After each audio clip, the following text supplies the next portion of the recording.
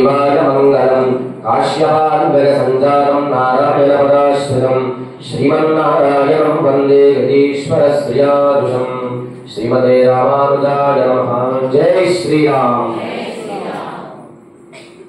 వేదసారమైనటువంటి ఉపనిషత్ వాక్యుల సారమైనటువంటి శ్రీ తిరుప్పావై శ్రీవ్రతంలో భాగంగా 7 రోజులు పూర్తి చేసుకొని ఇద్దరు ఆళ్వార్ల స్వరూపమైనటువంటి గోపికల్ని మేల్కొల్పి పొడిగయ్యాళ్వార్ పూదత్తాళ్వార్ అనేటువంటి ఇద్దరు మహాపురుషుల్ని ఈ గోష్ఠిలో వేంచేపు చేసుకొని ఇవాటి రోజున గోపికలందరూ కూడా 8వ పాశురానికి ఉపక్రమించి 3వ గోపికను మేల్కొల్పబోతున్నారన్నమాట. నిన్నటి రోజున 6వ పాశురంలో 7వ పాశురంలో వీళ్ళు ఏం చెప్పారు, కొన్ని గుర్తులు చెప్పారన్నమాట. ఇట్లా పక్షులు కూస్తున్నాయి, శంఖధ్వని వినిపిస్తుంది, హరినామ సంకీర్తన వినిపిస్తుందని చెప్పి భరద్వాజ పక్షులు అరుస్తున్నాయి. ఆ తదిమదనాన్ని చేసినప్పుడు వారి గాజుల శబ్దము, మంగళసూత్రముల శబ్దం వినిపిస్తుందని చెప్పి కొన్ని గుర్తులు చెప్పారు. ఎందుకు ఈ గుర్తులు చెప్పారంటే శ్రవణం, వీరు చెప్తుంటే లోపల గోపిక ఉంటుంది కనుక ఆ శ్రవణం ద్వారానే భగవంతుని ఆశ్రయించవచ్చు అని చెప్పి ఈ అందరి గోపికలు ఆళ్వార్ల స్వరూపమైనటువంటి గోపికలు మేల్కొల్పుతున్నారు. అంటే దీనికోసం వాళ్ళు ఏం గుర్తులు చెప్పారు? పక్షులు కూస్తున్నాయి. పక్షులు ఎందుకు కూస్తాయంటే అందరూ కూడా నిద్ర లేవండి, 6 గంటల కల్లా సూర్యోదయం అవుతుంది. సూర్యోదయం అయిన అవ్వకముందే బ్రాహ్మీ ముహూర్తంలో వచ్చి స్నానం ఆచరించాలి. సూర్యుడు ఉదయించిన తర్వాత ఆయన ఒకసారి నమస్కారం చేస్తే ఒక అర్ఘ్య ప్రదానాన్ని ఇస్తే ఏమిస్తాడు? మనకి ఆరోగ్యం భాస్కరాదిచ్చే చక్కటి ఆరోగ్యాన్ని ఇస్తాడు కనుక మన గోదాదేవి సూర్యోదయానికే ముందు లేచి స్నానం చేసి వ్రతం చేయాలి. ఎందుకు? ఆరోగ్యం వచ్చేటువంటి గొప్ప ద్రావిడ ప్రబంధం కనుక అందరూ కూడా సూర్యోదయానికి ముందే లేచి ఆలయానికి వచ్చి తిరుప్పావి వ్రతాన్ని ఆచరించేటువంటి క్రమాన్ని ఏర్పాటు చేసింది గోదాదేవి. ఈ 6వ పాశురంలో శ్రవణం యొక్క గొప్పతనం చెప్పింది. మనం భగవంతుడి యొక్క అనుగ్రహం పొందాలంటే కేవలం శ్రవణం, ఆయన కళ్యాణ గుణాలు వింటేనే మనం తరిస్తాం. కనుక ఈ లోకంలో మొట్టమొదటి సుప్రభాతం ఎవరికి పాడారు? వెంకటేశ్వర స్వామి పాడినప్పుడే దాంట్లో మొదటి నామం ఏమిటి? కౌసల్య సుప్రధారామ అని చెప్పి రామచంద్ర ప్రభువుకి సుప్రభాతం పాడిన వారు విశ్వామిత్ర మహర్షి అని చెప్పి మనకి శ్రీమద్ రామాయణంలో తెలియజేస్తారు. అదే మహర్షులు పాడారు. కేవలం వెంకటేశ్వర స్వామికి ఒక్కడే పాడారా? అమ్మవారికి కూడా పాడారు. మాత సమస్త జగతాంబ నుగైట భారే అని చెప్పి మాత అంటే సమస్త జగత్తుకి అంతా కూడా తల్లి లాంటిది. మాత అంటే కొలిచేటువంటి వాడు. ఆయన భూమిని కొలిచినప్పుడు ఆయన మాత సమస్త జగత మధుకైట భార్య, మధువుని కైటపుణ్ణి సంహరించే సమయంలో లక్ష్మీదేవిని అంతర్యామిగా ఉంచుకొని సంహరించారు. కాబట్టి అటువంటి వెంకటేశ్వర స్వామికి లక్ష్మీ అమ్మవారికి సుప్రభాతాన్ని పలికారు మహర్షులు. అంతేకాకుండా ఆళ్వార్లు కూడా సుప్రభాతం పాడారు రంగనాథుడికి. ఎక్కడ అంటే మనం తిరుప్పావి కంటే ముందు ఈ తిరుపల్లేడి కదిరవన్ కురదిసై చిగరం వందరయందాం, అది సుప్రభాతం అన్నాడు. అందుకనే తిరుపతిలో ఈ ధనుర్మాసం 9 రోజులు కౌసల్య సుప్రధారామ చెప్పరు. ఈ 9 రోజులు ఈ కదిరవన్ కురదిసై చిగరం వందరి అని చెప్పి ఆనాడు ఆళ్వార్లు ఏ విధంగా రంగనాథుని సుప్రభాతం పాడారో ఈ సుప్రభాతాన్ని 9 రోజులు కూడా ఆ స్వామికి విజ్ఞాపన చేస్తారన్నమాట. మళ్ళీ మహర్షులు పాడారు, ఆళ్వార్లు పాడారు. మళ్ళీ మరి గోదాదేవి దేనికోసం పాడింది? భాగవతోత్తముల్ని లేపడానికి పాడింది అనమాట. ఎందుకంటే భాగవతోత్తమ సమాశ్రయం చేసినట్లయితే తద్వారా స్వామి యొక్క పరిపూర్ణ అనుగ్రహాన్ని పొందగలుగుతాం కనుక భాగవతోత్తములు ఎంత గొప్పవారో అని చెప్పి మనకి భగవద్ రామానుజుల యొక్క కథ తెలుస్తుంది. భగవద్ రామానుజుల వారికి ఒక శిష్యుడు ఉండేవారు, ఆయన పేరు వడగనంబి. ఏం పేరమ్మా? భగవద్ రామానుజుల గారి శిష్యుల పేరు వడగనంబి. అయితే రామానుజుల వారు శ్రీరంగంలో ఉండేటువంటి స్వామి తిరువీధి ఉత్సవం జరుగుతుంది అనమాట. బయట ఆయన జరుగుతున్నప్పుడు భగవద్ రామానుజుల వారు బయటికి వచ్చి ఆ రంగనాథుని దర్శించుకొని, వడగనంబి నీవు కూడా బయటికి రావయ్యా, ఆ రంగనాథుని దర్శించు, ఆయన సౌందర్యం నీవు కూడా దర్శించండి. లేదు లేదు, మా పెరుమాళికి నైవేద్యం చేస్తున్నాను స్వామి అంటే ఆ శ్రీరంగనాథుడి కంటే భగవద్ రామానుజు యొక్క ఆరాధ్య దైవమే ఆయనకు ముఖ్యం. అంతేకాకుండా రామానుజుల వారు ఒకసారి ఊరికి వెళ్ళి సాయంత్రం వచ్చే సమయంలో కావేరి నది దాటి వచ్చిన తర్వాత రామానుజుల వారి యొక్క పాదుకలు ఉంటాయి కదా, ఆ శిష్యుడి యొక్క వడగనంబి చేతికి ఇచ్చాడన్నమాట. పాదుకలకి చేతిలో పట్టుకుంటాడు. ఒక చేతిలో ఏమో రామానుజుల వారి ఆరాధ్య దేవమూర్తులు చేతిలో ఒక పెట్టెలో పట్టుకున్నాడు. ఈయన ఏం చేశాడు? పాదుకలు తీసుకొని పెట్టె మీద పెట్టాడు. అప్పుడు రామానుజుల వారు అపచారం, నా పాదుకలు తీసుకొని ఆయన మా స్వామి పైన పెట్టడం ఏంటంటే ఆ పెట్టెలో ఉండేటువంటి మీకు పెరుమాళ్ళు, మీ పాదుకలు నాకు ఆరాధ్య దైవం కనుక అంటే భాగవతోత్తమ సమాశ్రయం ఎంత గొప్పదో ఆ కథ ద్వారా మనకు తెలుస్తుంది. అంతేకాకుండా లోకంలో మనకు ధర్మం జన్మించిన వారు నలుగురు అన్నమాట. రాముడు, భరతుడు, శత్రుఘ్నుడు, లక్ష్మణుడు. దీంట్లో 4 ధర్మములు ఉంటాయి. సామాన్య ధర్మం, విశేష ధర్మం, విశేషతర ధర్మం, విశేషతమ ధర్మం. సామాన్య ధర్మం అంటే రాముడు ఆచరించినటువంటిది. ఏం చేశాడు రాముడు? తండ్రి ఏది చెప్తే అది చేశాడు, తండ్రి మాటను జవదాటలేదు. అది సామాన్యమైన ధర్మం. తర్వాత విశేష ధర్మం అంటే సాక్షాత్తు ఆదిశేషుడే లక్ష్మణస్వామిగా, లక్ష్మణుడే బలరాముడిగా, బలరాముడే భగవద్రామానుజుగా అవతరించాడు. యుగము దాటినప్పటికీ రూపం మారింది, కానీ ఆయన చేసిందేంటి? ఎప్పుడు కూడా భగవత్ కైంకర్యం చేసేవాడు. ఆదిశేషుడు ఏం చేస్తాడు? శ్రీవైకుంఠంలో ఎప్పుడు స్వామికి పాదుకల్లాగా కావాలంటే పాదుకల్లాగా మారిపోతాడు, మంచంలాగా కావాలంటే మంచంలాగా మారిపోతాడు. ఆ రూపం కిందికి వచ్చింది. బలరాముడు ఎప్పుడు కృష్ణుడి పక్కనే ఉండేవాడు, లక్ష్మణుడు ఎప్పుడు రాముడు పక్కనే ఉండేవాడు. కనుక ఆయన కైంకర్యం ఏంటి? ఎప్పుడు రాముడికి దగ్గరగానే ఉండడం. కానీ ఆత్మ ఎప్పుడు కూడా ఆయన స్వామికే సమర్పించేవాడు కనుక దానికి విశేష ధర్మం అంటారు. తర్వాత విశేషత ధర్మం ఎవరు అంటే పాటించిన వాడు భరతుడు అన్నమాట. రాముడు అరణ్యానికి వెళ్ళిపోయిన తర్వాత భరతుడు వెళ్తాడు రాముడిని పిలుచుకొని రావడానికి. ఎంత పిలిచినా రాముడు రాడు. ఇప్పుడు ఏం చేస్తాడు? రాముడు పాదుకలు ఇస్తాడనమాట. పాదుకలే శిరసాహరించి అక్కడ తీసుకొని వచ్చి ఆ పాదుకల్ని ఆ రాజ్యం పైన పెట్టి, సింహాసనం పైన పెట్టి అక్కడ రాముణ్ణే భావిస్తూ గుణానుభవం చేస్తూ రాముని ధ్యానించేటువంటి ధర్మం ఏమిటంటే విశేషతర ధర్మం. ఇంకా చివరి వాడు శత్రుఘ్నుడు. ఆయన రాముడికి అందరికంటే శత్రుఘ్నుడిపైనే చాలా గొప్ప ప్రేమ అంట. ఎందుకు అంటే శత్రుఘ్నుడికి బాగా దూరపు విజ్ఞానం బాగా తెలుసు, తర్వాత జరగబోయే విషయం ముందే తెలుస్తుంది అన్నమాట. అందుకని శత్రుఘ్నుడు ఎప్పుడు కూడా రాముడి పక్కన ఉండలేదు. రాముడికి నమస్కారం చేసేవాడేమో కానీ ఆయన పక్కన ఉండలేదు. రాముడి పక్కన ఎప్పుడు ఎవరు ఉండేవారు? లక్ష్మణుడు ఉండేవాడు.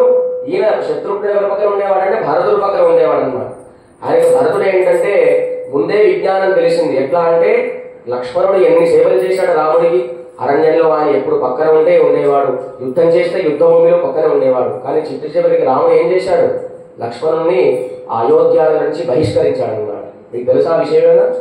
ఆ తర్వాత చెప్పుకుందాం. ఆ విధముగా భగవంతుడు రాముడే ఇన్ని సేవలు చేసినా లక్ష్మణుని దేశ బహిష్కరించాడే. కనుక శత్రుఘ్నుడు ఎప్పుడు భరతుడు ఎక్కడికి వెళ్తే అక్కడికి వెళ్ళేవాడు. భరతుడి యొక్క మేనమామ గారు శత్రుఘ్నుడి మేనమామ కాకపోయినప్పటికీ ఈయన వెళ్తే ఈయన కూడా వెళ్ళిపోయేవాడు. కానీ మనం భగవంతుడిని పొందడానికంటే భాగవతోత్తమ సమాశ్రయం ద్వారానే పరమాత్మని పొందాలి. ఎందుకంటే భాగవతోత్తములు అంటే వారి ద్వారానే మనకు మోక్షం కలుగుతుంది. మనం ఎన్ని పూజలు చేసినా, ఈ 30 రోజులు వ్రతాలు చేసినా, 1 అష్టాక్షర మంత్రం జపం చేసినా దేనికి చివరిలో అంతిమ లక్ష్యం ఏమిటంటే ఆయన పాదారవిందముల యందు మనం పొందాలి. ఆయన పాదారవింద దర్శనమే మనకి ముక్తి. కనుక దదిబాంధుడు కథ మనం చెప్పుకున్నాం. అది కృష్ణుడు కుండలో దూరిపోతాడు కదా. అప్పుడు దదిబాంధుడు ఏమంటాడు? నాకు మోక్షం ఇచ్చావు, నా కుండకు కూడా మోక్షం ఇవ్వమంటాడు. అంటే అటువంటి వారి పక్కన అచేతనమైనటువంటి వస్తువున్న వాటికి కూడా మోక్షం వస్తుంది. శబరి రాముడు అరణ్యంలోకి వెళ్తుంటే ఆ మతంగ మహర్షి యొక్క శిష్యురాలు శబరి అన్నమాట. వారందరూ కూడా మోక్షం వెళ్ళిపోయిన తర్వాత అమ్మ నీకు ఇక్కడే ఉండు, కొన్ని రోజుల తర్వాత రాముడు వస్తారు, వారిని దర్శించిన తర్వాత నీకు మోక్షం కలుగుతుంది అంటారు. శబరి రాముడిని దర్శిస్తుంది. దర్శించిన తర్వాత రాముడు అంటాడు, నా దర్శనం అయింది కదా, మీకు ఇంకా కొద్ది కాలంలో ఆ శ్రీవైకుంఠానికి వెళ్ళిపోతాము, నీవు కూడా మాతో పాటు వచ్చాయంటే నీవు నాకు మోక్షం ఇచ్చేదయ్యా, మా గురువులు ఎప్పుడో నాకు మోక్షం ఇచ్చారు, కేవలం నీ దర్శనం కోసం మాత్రమే ఇక్కడ ఉండిపోయాను. కనుక మోక్షం కావాలంటే ఎవరిని ఆశ్రయించాలి? ఆచార్య పురుషుల ద్వారానే మనకి మోక్షం. భగవంతుడు ఇచ్చేది మోక్షం కాదు, ఆచార్య సమాశ్రయం కలిగితేనే భాగవతోత్తమ దర్శనం ద్వారానే కలుగుతుంది అని చెప్పి కేవలం రాముడు శబరికి మోక్షం ఇచ్చడానికి సాక్షిభూతుడే. ఆమె మోక్షం కలిగిందని చెప్పి రాముడు కేవలం సాక్ష్యంగా ఉన్నాడు కనుక మతంగ మహర్షి ఎప్పుడో ఇచ్చేశాడు. అంతేకాకుండా శ్రీరంగంలో ఒక ఆచార్యులు ఉండేవారు. ఆయన పేరు నంబిల్లై. ఏం పేరండి? ఆయన గొప్పగా మంచి ఉపన్యాసం చెప్పేవాడు అన్నమాట.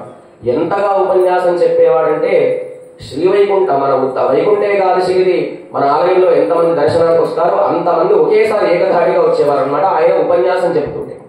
అయితే ఆయన ఉపన్యాసం చెప్పే మండపంలో భక్తులు సరిపోయేవారు కాదనమాట.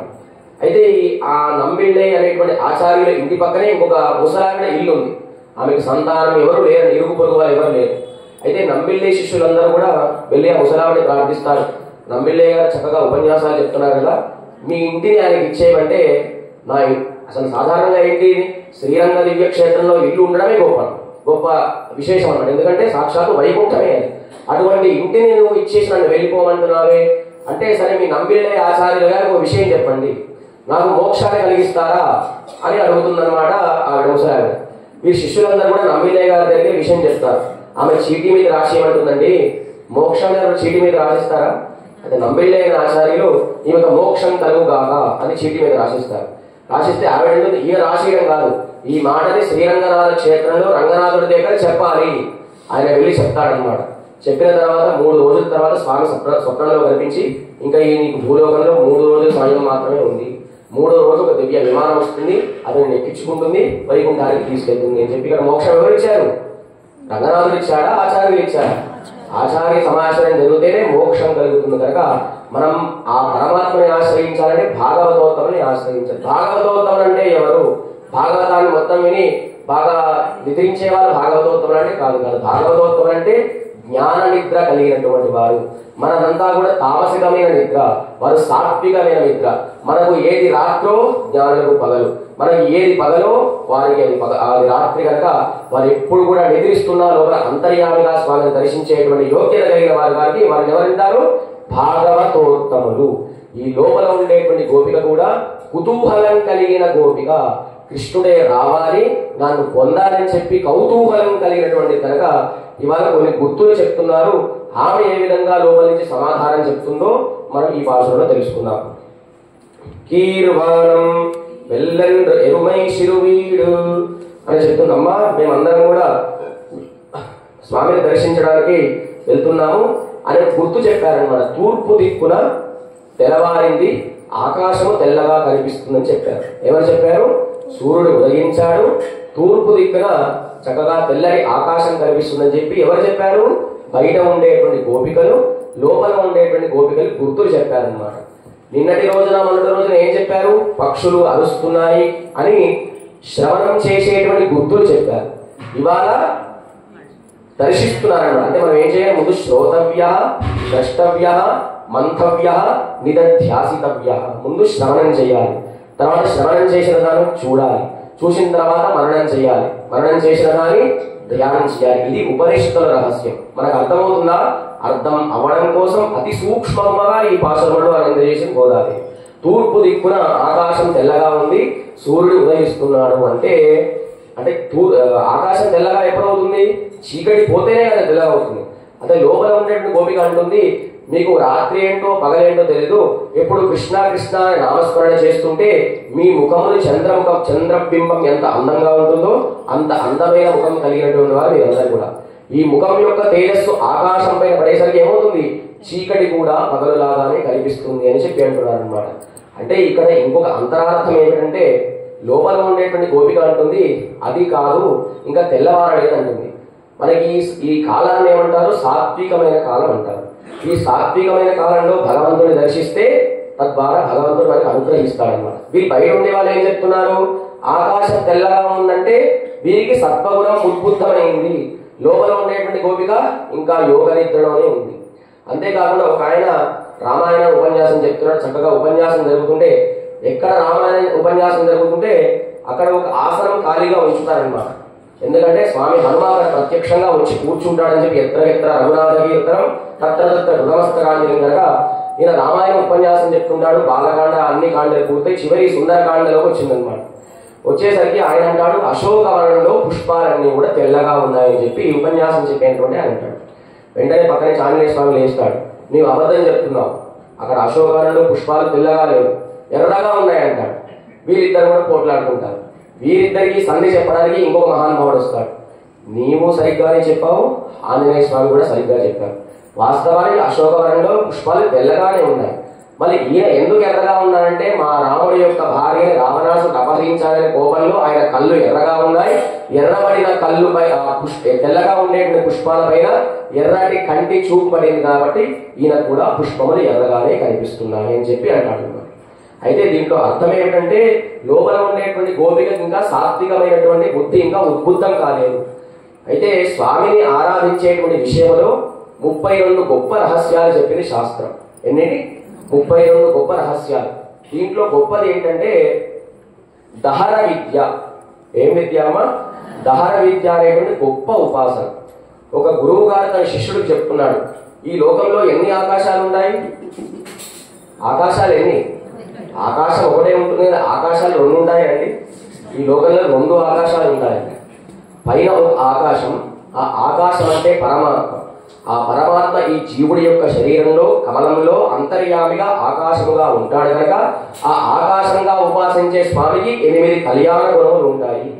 ఏమిటా కళ్యాణ గుణములు అంటే అపహత పాత్మ అంటే పాపమును అంటనటువంటి వాడు, విజర పాపం లేనటువంటి వాడు, విజర అంటే ముసలితనం లేనివాడు, విమృత్య నాశనము లేనివాడు, విశోక శోకము లేనివాడు, అపిపాస మనలాగా దాహం లేనటువంటి వాడు, అజిగత్స నిత్యము ఏదో అనుగ్రహిస్తూనే ఉండేవాడు, సత్యకామ సత్య సంకల్ప. ఇవన్నీ కూడా అంతర్యామిగా ఉపాసించేటువంటి భక్తులకి స్వామి 8 కళ్యాణ గుణాలు దర్శింపజేస్తారన్నమాట. ఈ లోపల ఉండేటువంటి గోపిక కూడా దహన విద్యలో ఉంది. ఈ 8 గుణములను స్వామిని కీర్తిస్తూ లోపల వాళ్ళు బయట నుంచి ఏం చెప్తున్నారో అర్థం కాకుండా ఉంది కనుక అమ్మ సాత్వికమైనటువంటి కాలం ఉద్బుద్ధమైంది, సూర్యుడు ఉదయిస్తున్నాడు, ఆకాశం తెల్లగా కనిపించిందంటే అది గుర్తు కాదు అని అన్నారనమాట వీరు. సరే, ఇంకొక గుర్తు ఏం చెప్తున్నారంటే కీర్వానం వెళ్ళని నిరుమై శిరువీడు మెయిగాన్ పరందరగా. ఆ గొల్ల ప్రాంతంలో గేదెలన్నీ కూడా మేత కోసం వెళ్ళిపోతున్నాయి అంటున్నారు. మొదట ఏం గుర్తు చెప్పారు? సూర్యుడు ఉదయించాడు, తూర్పు ఆకాశం తెల్లగా కనిపిస్తుంది అని చెప్పి గుర్తు చెప్పారు. రెండవ గుర్తు ఏం చెప్పారు? గొల్లె ప్రాంతంలో ఆ బర్రెలన్నీ, ఆవులు కాదు గేదెలన్నీ కూడా మేత కోసమై వెళ్ళిపోతున్నాయి అని చెప్పారు.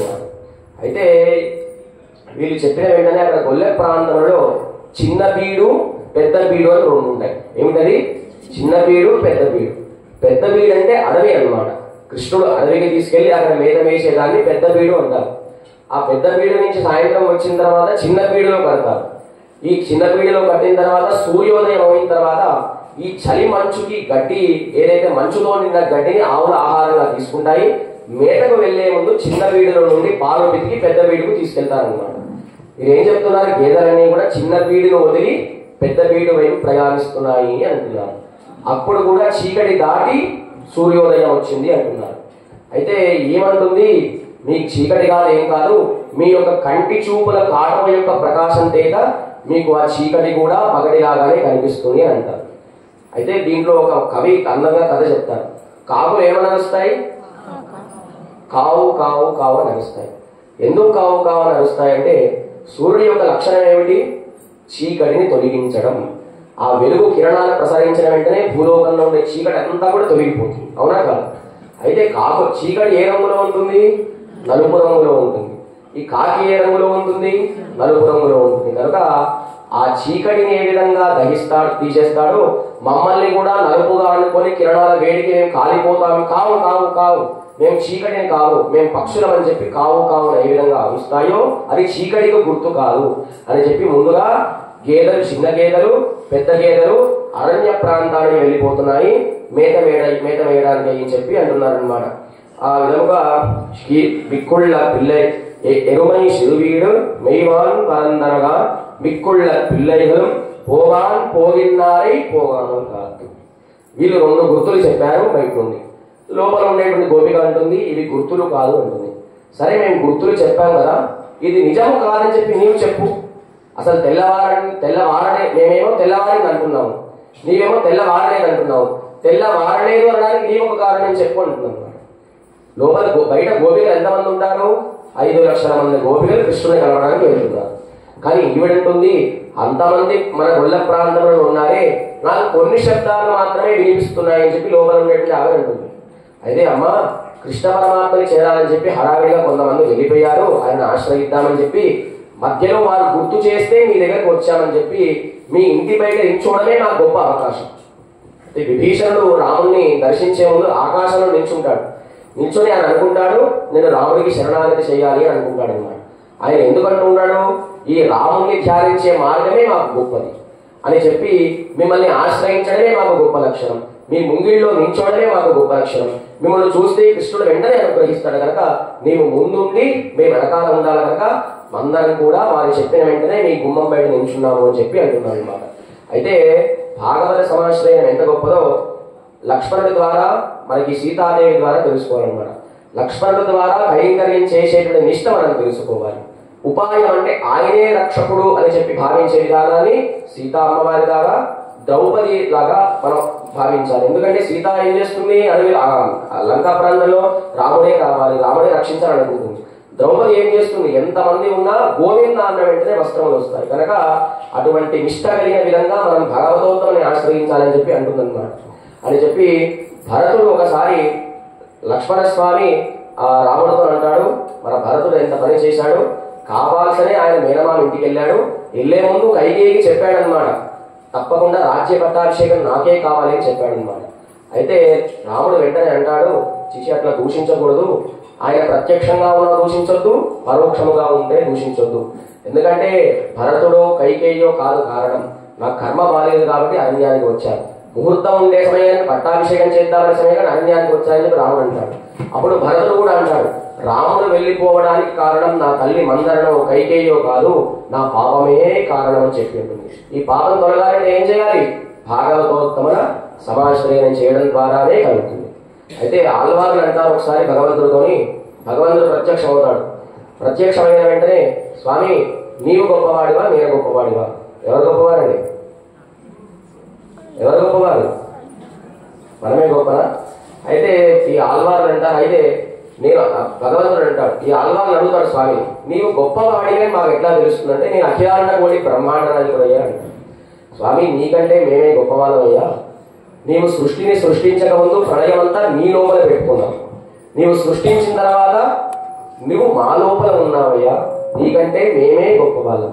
నీవు మా లోపల ఎట్లా ఉన్నావు, ఎవరో తెలిసి తెలియక గోవింద అంటే నామ సంకీర్తన మేము చేశాము, తద్వారా మాకు నాలుగు రుచి కలిగింది, మేము నీ లోపల ఉన్నాము అని చెప్పి నువ్వే మా లోపల ఉన్నావు, మేమే గొప్పవాళ్ళం అని చెప్పి అంటున్నాను. అంటే భాగవతోత్తమ సమాచరణం చేస్తే అటువంటి గొప్ప ఆలోచన కలుగుతుందని చెప్పి లోపల ఉండేటువంటి గోపికని కుతూహలం కోదు కలగొడయ పావాయి, కుతూహలం కలిగిన దాన అంటున్నారు అనమాట.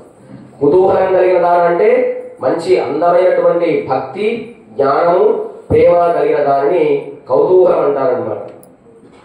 భగవద్గీతలో అర్జునుని కృష్ణుడు అడుగుతాడనమాట, కృష్ణుడిని అర్జునుడు అడుగుతాడు, స్వామి మీకు నీవంటే ఇష్టమా, నీపైన భక్తులకు ప్రేమ ఉంటుందా, భక్తులకు నీపైన ప్రేమ ఉంటుందా అంటే వారికే నాపైన ఎక్కువ ప్రేమ ఉంటుంది, వారి జ్ఞానులు కనుక అటువంటి ప్రేమ కలిగినటువంటిది గోపిక ఎప్పుడునే కృష్ణుడినే ధ్యానిస్తూ హాయిగా ఎదురుస్తుంది కనుక కుతూహలం కలిగినటువంటి దానా అని అంటున్నారు అనమాట. అంతేకాకుండా ఈ కురుక్షేత్ర సంగ్రామం పూర్తయిన తర్వాత ధర్మరాజు కృష్ణుడి దగ్గరికి వెళ్తాడు. హస్తినాపుర ప్రాంతంలో కృష్ణుడు ఉంటే కృష్ణుడు హాయిగా జపం చేసుకుంటూ ఉంటాడు. ధర్మరాజు ఎంత పిలిచినా కృష్ణుడు పలకడు. ఒకసారి ఇట్లా పావాన్ని చేయబట్టుకుని ఇట్లా అంటాడనమాట, ఎవరు, ధర్మరాజు కృష్ణుడు.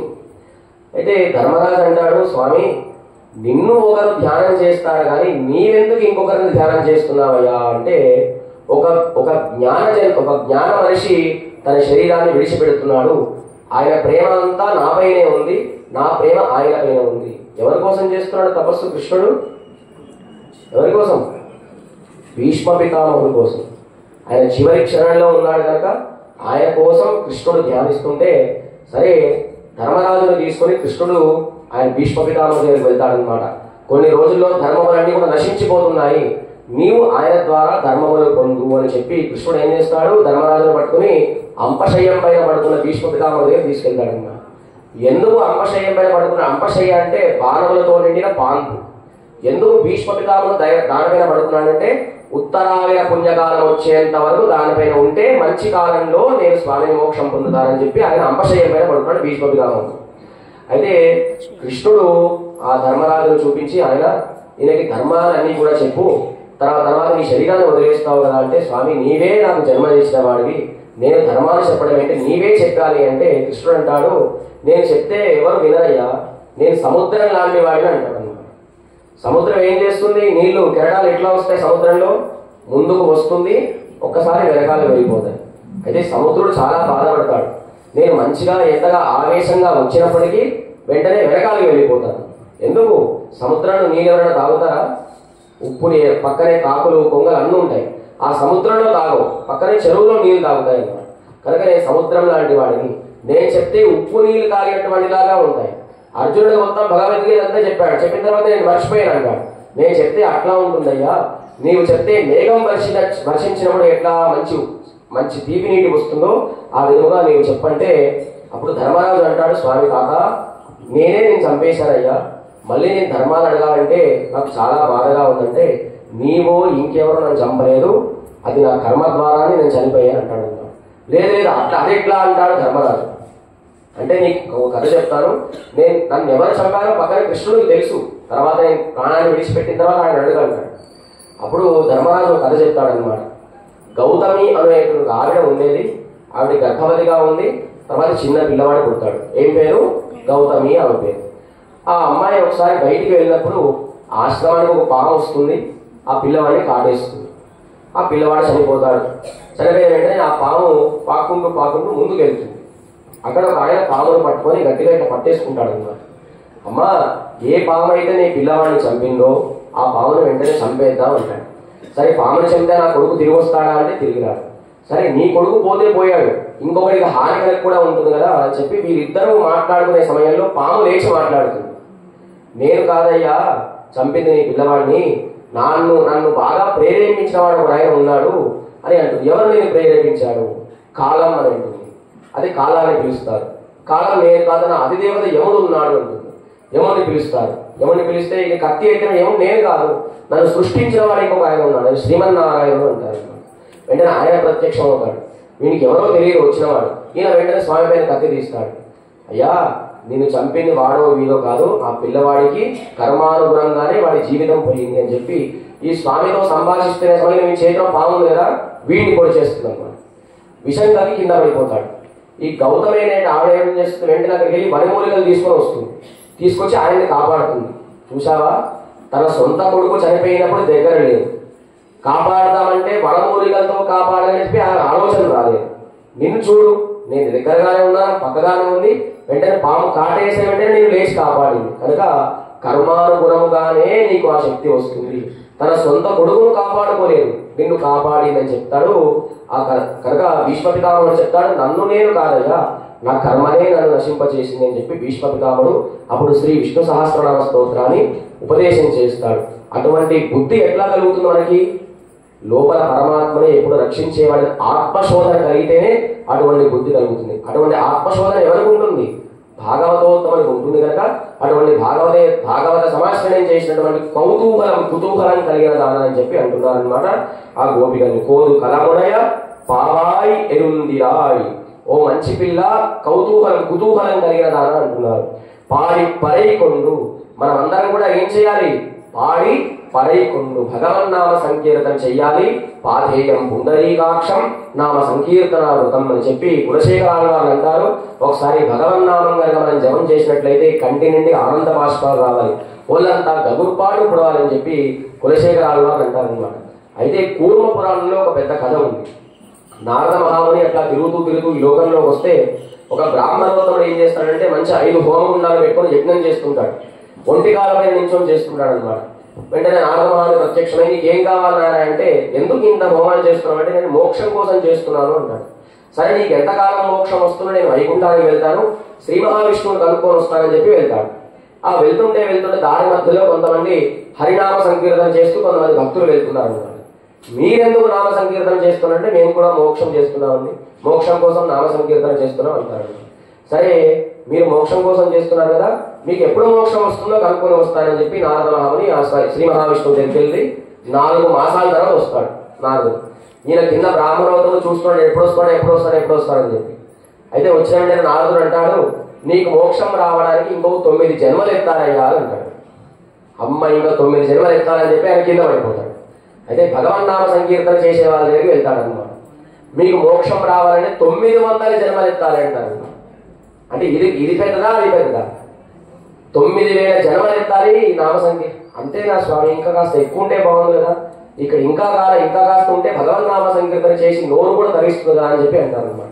అంటే భగవన్నామ సంకీర్తనకి అంత శక్తి ఉంది అని చెప్పి కోదు కలవడయ పావా ఎరుందిరాయి పాడి పరైగొండు మావాయి పిలందానై మల్లరై మాట్టియా అని చెప్పి మావాయి గుర్రం రూపంలో ఒక రాక్షసుడు వస్తే కృష్ణుడు నోటిని చీల్చి సంహరించాడు అని కేశవాని నామ సంకీర్తనతో నిలిచారు.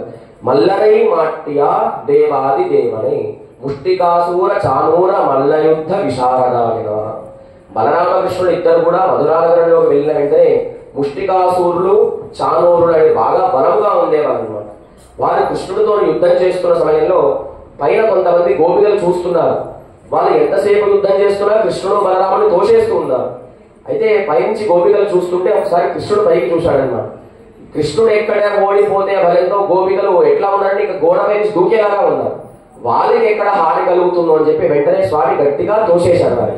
అని ముష్టికాసూర చానూర మల్లయుద్ధ విశారద వాళ్ళిద్దరిని కూడా ధ్వంసం చేశారు అని చెప్పి ఈ కృష్ణుడికి గోపికలంటే స్త్రీలంటే బాగా వ్యామోహం, ప్రేమ, అనుగ్రహించేవాడని చెప్పి అంటున్నారు అనమాట. ఎందుకు స్త్రీలని అనుగ్రహిస్తాడు స్వామి అంటే ఆ ద్రౌపది యొక్క వస్త్రం లాగిన వారు ఎవరమ్మా? దుశ్శాసనుడు. దుశ్శాసనుడు వస్త్రం లాగితే ఆ ద్రౌపది ధర్మరాజు అంటాడు, కృష్ణ సరే ఏదో అయిందేదో అయిపోయింది, ఒక సంధి కుదుర్చుకుందాం, ఆ సంధి కుదర్చడానికి నీవే వెళ్ళాలంటాడమ్మా ధర్మరాజు కృష్ణుడితో. ఏం సంధి కూర్చాలి? 5 గ్రామాలన్నా దానం చేయమని చెప్పు, 5 ఊళ్ళైనా మాకు దానం చేయమని చెప్పు, లేదైతే ఒక్క ఊరైనా మాకు దానం చేయమని చెప్పి అంటారు ధర్మరాజు. వెంటనే పక్కన ద్రౌపది ఏదేంటుంది, నీ భార్య చీరను గుంజాడే సిగ్గు లేదా, అటువంటి వాడిని నువ్వు సంధి చేసుకుందామంటావా, దాన్ని కృష్ణుడు నీకు సహకరిస్తాడా అని చెప్పి అంటుంది అనమాట. ద్రౌపది అంటుంది కృష్ణుడితోని, నన్ను వాడు చుట్టుపట్టును లాగి తీసుకెళ్లాడు, నా వస్త్రాన్ని అపహరించాడు, నీవు సంధి కుదురుస్తావా, యుద్ధం చేస్తావా అంటే అప్పుడు ద్రౌపదికి మాట ఇస్తాడు కృష్ణుడు. ఈ మేరుమందర పర్వతాలే నశించిపోని, సముద్రంలో నీళ్లే ఇంకిపోని, ఆకాశమే బద్దలైపోని, నేను వాళ్ళకి ఇచ్చిన మాట కంటే నీకు ఇచ్చిన మాటనే చేస్తానని యుద్ధం చేయించాడు మహాభారత సంగ్రామం. కనుక గోపికలకి అంత ప్రేమ కృష్ణ పరమాత్మకి. మావాయి పిలందానై మల్లరై మాట్య దేవాది దేవనై, దేవతలకే దేవుడు ఆయన అని చెప్పి ఎవరు? సాక్షాత్తు శ్రీమన్నారాయణుడే. దేవాది దేవనై షెన్నురాం షేవిత్తాల్ ఆవావెన్ నారాయణ్ దరుల్ ఏలో రంబావాయ్. మనం అందరం కూడా లేచి వెళ్తుంటే అయ్యో అయ్యో నా వాళ్ళు అంత దూరం నుంచి వచ్చారే, నడుచుకుంటూ వచ్చారని చెప్పి స్వామి బాధపడతాను. ఎక్కడంటే శ్రీమద్ రామాయణంలో స్వామి అరణ్యానికి వెళ్తుంటే మహర్షులందరూ కూడా రాముడి దగ్గరికి వస్తే అయ్యో మీరు రావడం ఏమిటండి, నేను చక్రవర్తి యొక్క కుమారుణ్ణి, నేనే మీ దగ్గరికి రావాలని చెప్పి ఆనాడు రాముడు ఏ విధంగా మహర్షుల యొక్క విషయంలో బాధపడ్డాడో కృష్ణ పరమాత్మ కూడా ఆవావెన్ నారాయణ్ దరుల్ ఏలో రంబావాయ్ అని చెప్పి కృష్ణుడు కూడా మనం చూసి బాధపడతారమ్మా అని చెప్పి ఇవాళ గోపికలు వీళ్ళందరూ కూడా మేలుకొల్పారు పాశురంలో. కనుక ఏమేం గుర్తులు చెప్పింది ఆమె? తూర్పు తెల్లవారింది, ఆ బర్రెలన్నీ కూడా చిన్న బీడును వదిలి పెద్ద బీడు వెళ్తున్నాయి. ఏమైనా సంబోధించారు? కోడు కళాముదయ బాబాయ్, ఓ కుతూహలం కలిగిన దానా అంటే మంచి భక్తి ప్రేమ కలిగిన దానా అని చెప్పి అంటున్నారు అనమాట ఇవాళ పాశురంలో. నిన్న మొన్నటి పాశురంలో 2 ఆళ్వార్లు ఎవరు? పొలిగై ఆళ్వార్, భూదత్త ఆళ్వార్. ఇవాళ ఆళ్వార్ ఎవరు?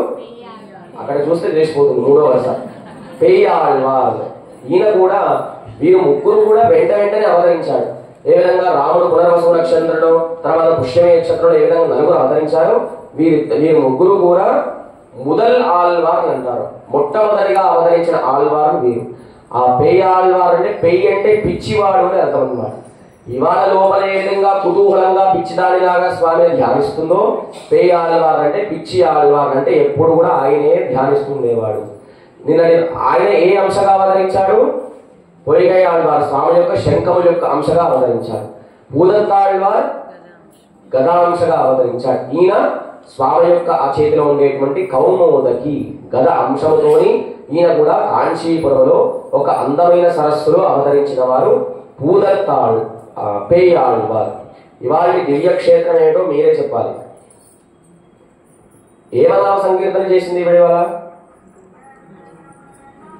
ఏ నామ సంకీర్తన? దేవాది దేవని అస్తు శ్రీస్తన కస్తూరి వాసన వాసితో రసే శ్రీహస్తిగిరినాథాయ దేవరాజాయ మంగళం. దేవాది దేవ అంటే దేవతలకే రాజు. ఎవరు? కాంచీపురంలో ఉండేటువంటి శ్రీ వరదరాజ స్వామి. ఎవరు దేవాది దేవని? కాంచీపురంలో ఉండేటువంటి వరదరాజ స్వామి. ఆ దివ్యక్షేత్రం పేరు తిరువత్తియూర్. ఏం క్షేత్రం? తిరువత్తియూర్. దాని హస్తిగిరి అంటారు అనమాట. ఎందుకంటే శ్రీ హస్తిగిరినాథాయ దేవరాజాయ మంగళం. అక్కడ ఉండేటువంటి స్వామి చతుర్భుజములతో శంఖము చక్రము గదము ఒక అభయహస్తాన్ని చూపిస్తాడు వరదరాజ స్వామి. అక్కడ ఉండేటువంటి స్వామి పేరు వరదరాజ స్వామి. అమ్మవారి పేరు పెరుందేవి తాయార్ భూదేవి. అందరూ కూడా నమస్కారం చేసుకొని ఒకసారి కాంచీపురంలో వరదరాజ స్వామిని ఇప్పుడు ఏ విధంగా కుతూహలంగా స్వామిని మనసులో ధ్యానిస్తుందో ఒకసారి నిలుచున్న మూర్తిని ధ్యానించండి. ఒక చేతిలో శంఖము, చక్రము, గద, అభయహస్తాన్ని చూపిస్తాడు స్వామి. అందరూ కూడా ఒకసారి కళ్ళు మూసుకొని వరదరాజ స్వామి మనం ధ్యానించినట్లయితే మన వరములన్నీ కూడా ఇచ్చేటువంటి స్వామి. నేను చెప్పేటువంటి నామా అందరూ కూడా చెప్పండి. ఓం కాంచీపురవాసాయ పెరుందేవి సమేతాయ వరదరాజాయ నమః. ఓం కాంచీపుర వాసాయ పెరుందేవి సమేతాయ వరదరాజాయ నమః. పెయ్యాళ్వార్ దివ్య తిరువడిగలే శరణం. జై శ్రీరామ్.